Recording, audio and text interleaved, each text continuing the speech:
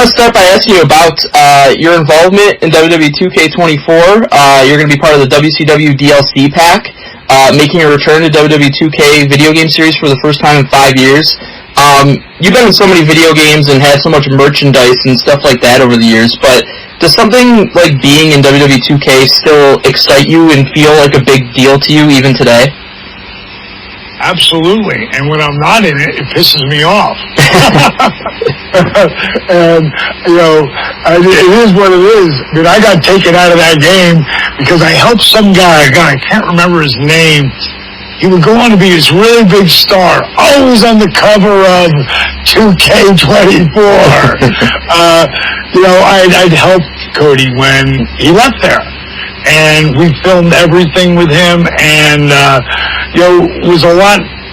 He had everything to do with what's happening in professional wrestling at this time.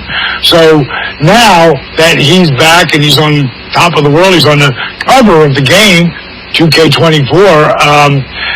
That his dad came in, that he hadn't been in the game in 4 years, and Diamond Dallas Page is back where he belongs, back with the WWE family. I'm excited to be here all the way around, and because it's not just the game, it's the whole thing, and how you're treated there at a pay-per-view, and I've been to many over the last few years, and it's gotten better and better, and now it's just a whole different respect level for the legends because of Triple H. I mean, you got to put it all back to the guy whose face is on it. Him and Nick Khan. It's really important that these guys are appreciated. And that's all I think anybody wants, The game is awesome, and I love being in it again. And now, if you get the package on November 13th, well, you're going to get me, of course. You're going to get my boy Lex Luger, who hadn't been in the game in decades. And this cat, I mean, everybody knows he should be in the Hall of Fame, and hopefully maybe this year will be the year. I mean, coming up 2025, you got one of the greatest ever, freaking Muda, the great Muda. And my personal favorite, besides, of course, with all those guys, but with Lex and Perfect, I had a special bond. Kurt Hennig and I was in the AWA showing up as a manager, and he would be one of the guys I would manage. And then, 10 years later, 1997, he's the United States champion going in Starrcade, and he put me over, and I end up becoming the United States championship against one of the greatest ever to step into the ring. My first world title was against the man, who took the diamond cutter, Ric Flair. I mean, those moments were incredibly special, and you can relive them on the game now that, all those guys are on 2K24. You mentioned, so many former WCW or NWA stars who are involved in this WCW DLC pack for WWE 2K. Back when you were in WCW, you were on Nitro, you were going head-to-head with Raw every single week. It was the hottest period in pro wrestling history. Could you have ever imagined that one day WWE would be paying homage to you and these other WCW stars like they are in WWE 2K and just in general? At the time, no, I would never believe that. I'm still kind of shocked how, right now, the boys and a lot of the guys, they're not doing what I'm doing. I've created a whole nother business, and I've got like 7 different businesses that I have people running with me. And, I don't have the time as much to get out and do the autograph sessions, but I just did one in Rhode Island last weekend, and it was slam. And the ages were from little kids to, people who are my age in their 60s that were coming and just wanting to, thank me for what I've done post-wrestling, but also for my wrestling career. And, it's Maya Angelou said it the best. I said this, I mentioned her name a lot because this was a phenomenal woman, black woman who was in the 40s and 50s that she even had a voice is incredible to begin with. But what she said was so powerful. And one of the things she said was, they may not remember what you said, they may not remember what you did, but they'll always remember the way you made them feel. And that's where these kids who are coming up to us who never saw us wrestle live, but maybe with their dad or their grandpa or their grandma, they watch, because of the WWE. Mm-hmm. They have all of the footage pretty much, everything but AEW, right? And some of the other impacts and whatever, but all of the main federations that came up, they got them all. And the number one thing that they highlight was what you were just talking about. Monday night, the Nitro, not Nitro, the Wars, the Monday Night Wars. Mm-hmm. Nitro against Raw. I mean, and Bischoff saw it, man. He saw it before it happened, man, that we were going to beat the WWE at some point. Now, he thought we put him out of business. None of the boys wanted that. Right. No one wanted to see WCW go away. That's why I'm so glad that AEW came back, because you need competition. You need places for the boys and the girls to go, and, it's a phenomenal time for the wrestling fan, because right now, no one will ever come close to the WWE ever again, because they're just so big. And it really is the world wrestling entertainment. I mean, pay-per-views in France. They just got done with, I think it's called Dubai, where they were just at. They were just in Berlin, Germany. I mean, it's like if you say, think of Rome, when they just kept branching out, WWE's got everything, all around. And it's a great time to be involved with them, and I'm proud to be working with them again. And I never wanted to go anywhere the first time, but I had to help the kid whose father helped me. Without Dusty Rhodes, there is no Diamond Dallas Page. I had to help that young man who was on his own vision quest, and he didn't ask for my help. I just came to him and said, hey, let us start filming you. Let's start doing stuff. Cost you nothing. Let us just start documenting your journey here. And where did it end up? Right back in the WWE, bigger than ever, on the cover of 2K24. I mean, you can't make this stuff up. Yeah. You can't make it up. If I told you when Cody left the WWE 10 years ago, if I told you this was going to happen, you'd think I was smoking crack. Right. So what a great time to be in the game. And now Dusty, like I said, is in it, and I've said this numerous times. And of course, Cody is the man in it. Now you can have our best three: Cody, Dusty, DDP. You pick your best three. Now let's see what happens. You just mentioned it, your relationship with Cody Rhodes and, of course, Dusty Rhodes. It's well documented, and, it just so happens that your return to WWE 2K does coincide with Cody being the cover athlete for the first time ever, a huge deal, obviously. Does Cody being the cover athlete make being a part of this game even more special to you than it might have in the past? I got to breathe on that one. Got to breathe, because I don't want. He just did a thing about me going in the game. He did a little video, and at some point he says, "I don't want to get emotional when it comes to talking about DDP, because it can happen easily." And the same way with me, it's very emotional. And there was a point where me and him would talk to each other for a while, and it really bothered me and him. But we got back together and stronger than ever.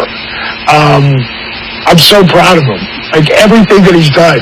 And I was listening to Charles Barkley and him and the crew on the on the basketball guys all sit around and talk, and Shaq and him were talking, and there's always this big thing of like, who's the best, LeBron or Jordan, and Shaq will be like, hey, put Kobe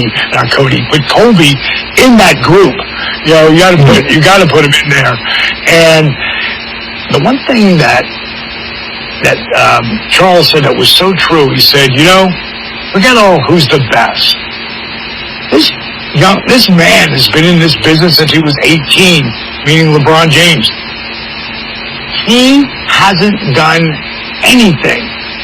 He's not gotten in trouble at all. Mm-hmm. And how you could be an 18-year-old kid and go into that with that attitude, especially a human being, feel the same way about Cody Rhodes.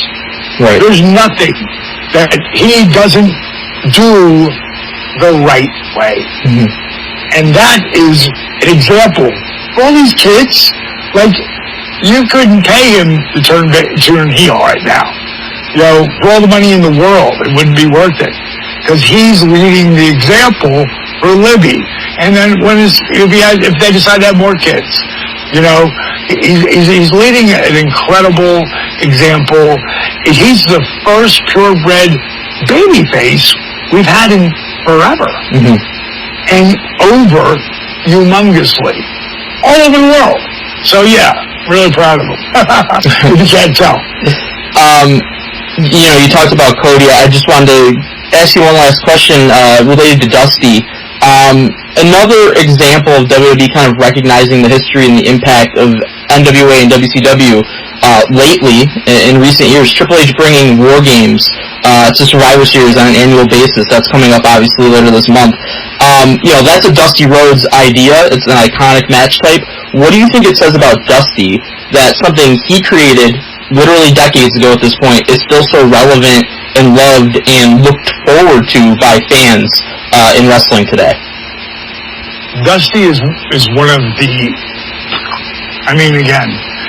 one of the best ever he had more charisma in his pinky than most of the world has in their whole body. But he wasn't just a guy who was a showman. He was a brain. Like, he saw things before. It's like he was a visionary. Like, he saw things before they happened.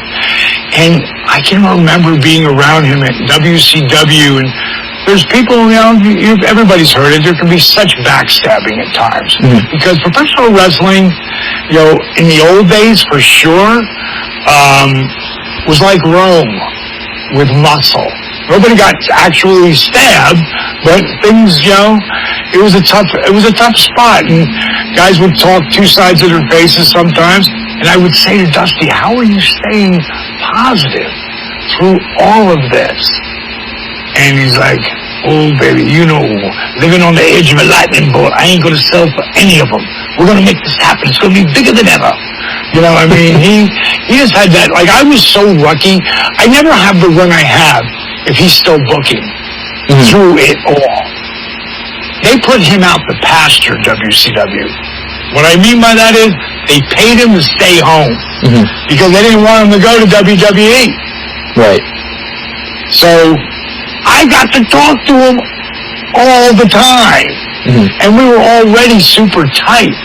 But as we went on this journey, man, I could call him. And one of my favorite stories is when I'm bitching to him in 1994 as a dream. I know I'm never going to be you.